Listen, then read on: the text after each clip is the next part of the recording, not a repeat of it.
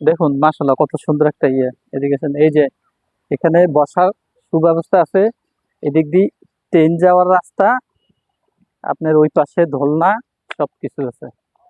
এটা সম্ভবত ভিতরে রেস্টুরেন্ট।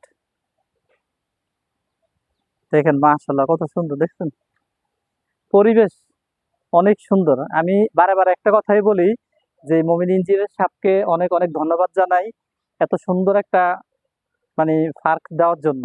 আমাদের চাঁদপুর হাজীগঞ্জের দক্ষিণ পাশে ওনাদের বাড়ির সামনে। এইটা হচ্ছে ট্রেন। ট্রেনটা একটু দেখান তো। এটা হচ্ছে ট্রেন।